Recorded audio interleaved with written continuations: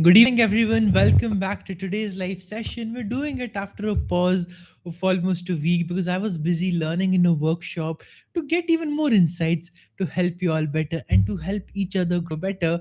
So I apologize for the short pause, but I'm ready and I'm excited to begin again from this week with the 107th session, and we're going to keep the momentum going.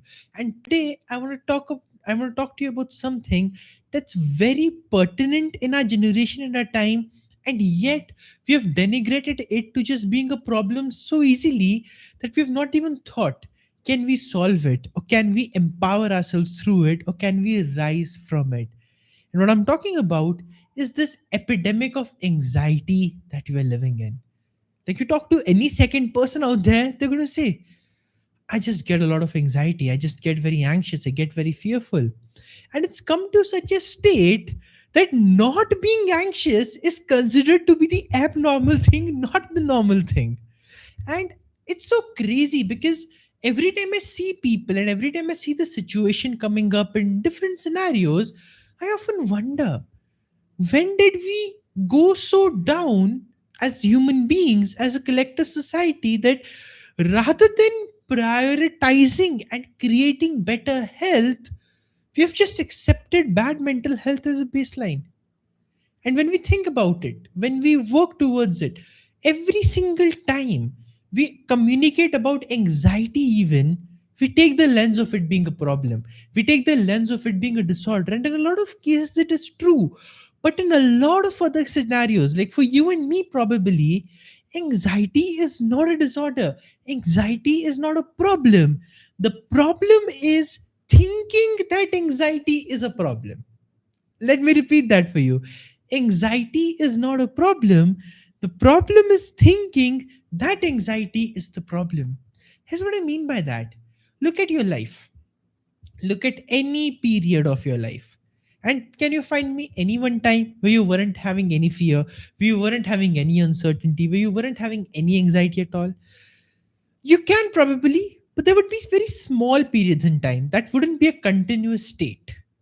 And that's why thinking of anxiety as a problem is the wrong lens in the first place. It's like this: there's an elephant, okay? And there are six blind people around the elephant. I'm sure you must have heard of this before, but if not, you'll understand what I mean by this. And these six blind people are touching different parts of the elephant. Somebody is touching the trunk and saying, oh, the elephant is like a snake, because you can only see the one part. Somebody is touching the big legs and saying the elephant is like a tree. Somebody else is touching the stomach part and saying the elephant is like a really big animal. But the thing is, because they are blind and because they are not able to see the full picture, they're describing the elephant in an inaccurate way.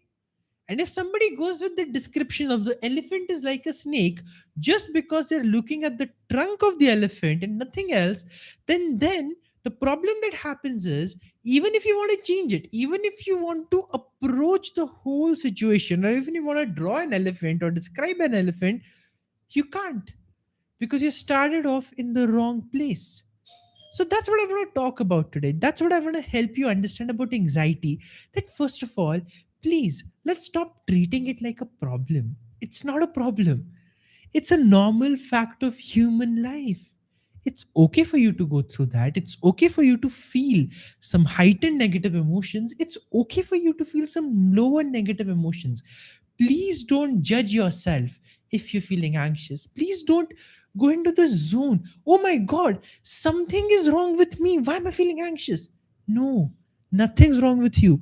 I get anxious, you get anxious, everybody gets anxious. The problem is not the anxiety, the problem is thinking that anxiety is a problem. And that's the first shift I want to make for you. Please know that anxiety is not a bad thing. Anxiety is not something to get rid of. If you go to the core, let's understand anxiety today from the core. Let's go deeper. Let's clear this out once and for all. You okay with that? Well, I'm sure you are. That's why you're watching this video till now. That's why you're tuning into this live. So, first lens, anxiety, not a problem. Are we going to call it a problem? No. Are we going to call it something to get rid of? No. Are we going to judge ourselves for feeling anxious? No, it's okay. Everybody has it, everybody goes through it. The next lens is to understand what the anxiety is trying to tell us. Now, this is where a lot of people make a mistake. The mistake they make is because they think anxiety is a problem, they don't learn from it. They just focus on how do I get rid of the anxiety. But here's the thing, look at every single time you feel anxious in your life, okay? Look at all those moments and you'll see a common thread. The more you become inactive in your life, the more you take less actions, the more you go lazy and lethargic, the more your anxiety spikes. So, my lens of understanding anxiety is simple. It's just your energy that's wanting a way out, but is not able to get a way out. And that's why it's overwhelmed because it's too much packed and it's creating this restlessness and it's creating this feeling I want to get out. I don't want to be here. And we think that restlessness is wrong, but that restlessness is just sending us a simple message. Hey, maybe you want to move a bit. Maybe you want to take a different route. Maybe you want to just explore some new ideas and get your brain moving again. Because here's the thing, action is the antidote to anxiety, and it always will be. For the longest time, I felt anxious about doing everyday life sessions, and I thought, how can I do it? How can I make it happen? It's going to take so much work, it's going to take so much effort. And I was going into the spiral myself. But then I realized, wait a minute, can I know all those things even before I get to doing the live sessions? I can't. And therefore, what I was able to do is I took action. And when I took action, now I'm at a stage I can just set up the camera in like a minute or two and I'm ready to go. I'm ready to move on. I'm ready to come here and deliver. No nervousness, no anxiety, nothing of that sort. So understand this. Any other anxiety that you're feeling is probably just your energy trying to find a way out. And if that's the case, I want you to think, what can you do to take action? What can you do to move the needle forward? And there probably your fears are spiking up. And you're thinking, hey, this is a barrier. I can't do it. Something else is a barrier. I can't do it. Ignore the barrier. Just do something, and then you'll see how fast you change. Because here's the truth, human beings are meant to be creators. And I read this beautiful quote, I don't know who it's from, but it's a wonderful one. And it said, human beings are meant to create. Maybe that's why you get anxious and restless when all you do is consume. We have so much connectedness on social media, and yet we're feeling lonelier than ever. We're feeling anxious than ever. We're feeling more confused than ever. Why is that? Where's that coming from? Well, very simply, that restlessness of not creating. After all, it's much easier to just go with the flow, right? It's much easier to just be in the endless scroll, to be in that escape from this anxiety while not knowing that this anxiety is being fueled by that lack of action in your life. So, if you want to change your life, if you want to change the direction, and if you finally want to turn your anxiety into power, know this, action is the antidote to anxiety. Get started, post that video, do something, get out of your head, get out of your phone, and get out into the world, and you'll notice your level of anxiety starts to drop. And now comes the third and the most important shift you need in your perspective towards anxiety to truly turn it into power. Some of you may not like if I'm saying this, but this is the truth. Please stop treating yourself like a victim of anxiety and instead start treating yourself as a victor of anxiety. Let me tell you what I mean. See, for a lot of people, right, anxiety becomes a kind of a safe comfort zone. I'm not saying their pain is invalid. I'm not saying their anxiety is invalid. It definitely is. But what happens is, right, we are also used as human beings, we are used to the habit of getting used to things that are not good for us. If that were not the case, if we only had the habit of good things, nobody would be unnecessarily smoking, nobody would be drinking, nobody would be addicted to scrolling, and so many other things that are prevalent in the world. Just like that, what I'm trying to tell you is your anxiety, that's also probably just a habit that helps you feel like a victim, that helps you feel helpless, so you can feel cared for. And if that's the case, and if you're feeling that, yeah, just get anxious for no reason, and you can be honest with yourself. I mean, if you are honest with yourself, you'll see this. If you're not, you'll keep giving justification after justification. But if you really come down to the truth, you'll see your anxiety is that pent up inaction energy showing up as a way to, feel I'm being taken care of. And that's why you feel like a victim. That's why you feel helpless. And that's when you actually give away your power, though.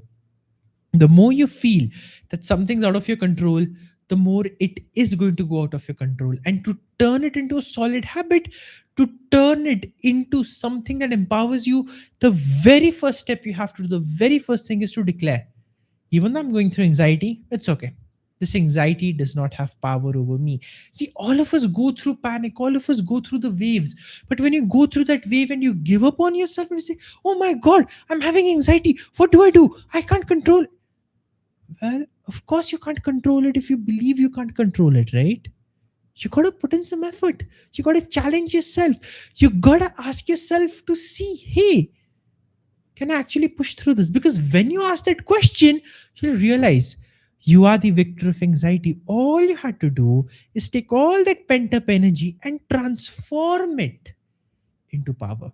And the way to transform it into power is by refusing to look at anxiety as a problem, instead, just thinking of it as a benefit, as an added bonus to the human experience that signals to you when things may be going wrong or when things may be going right, and then using that energy to channelize towards action.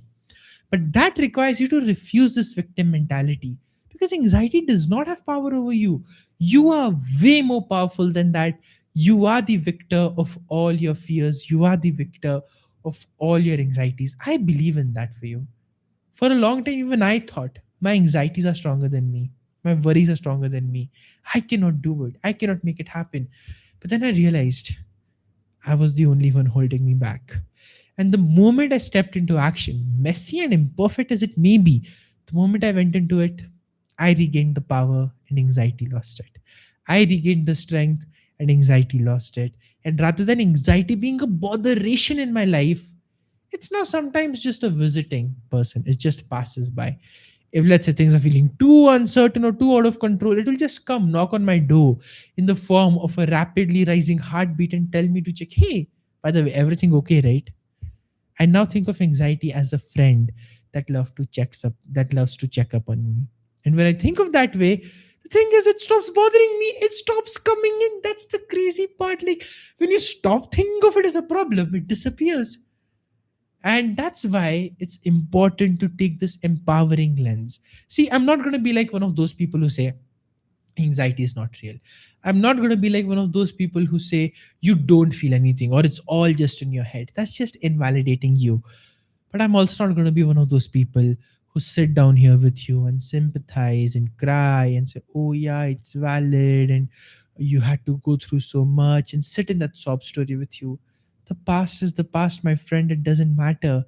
Even if it was the root of your anxiety, if you live in that anxiety, you continue to give your past the power to feed into your future. And that's the exact same thing you manifest again. And tell me, is that a loop you want? I'm sure you don't. Every single person I talk to says they don't. And that's why when they make the shift, anger, anxiety, especially this problem of anxiety, it just disappears, and all that remains is unlimited power. So try it out for yourself. I've given you quite a few descriptions here, I've given you quite a few lenses to reframe anxiety in your mind. First of all, it's not a problem, it happens to everybody. It's a signal, it's a friend coming in to check on you if everything is okay. And you can give the reassurance, yes, everything's okay. You can take back that power when you refuse to be a victim and when you decide to be a victor. That power, that strength, that courage, that candor, that ability is always, always, always with you, no matter how strong the anxiety may seem in the moment.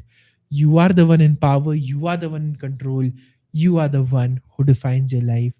I hope you take this message on, and I hope you take these actions to take the way forward to your happiness and your journey. And if anxiety is a visiting friend that comes and goes, welcome it.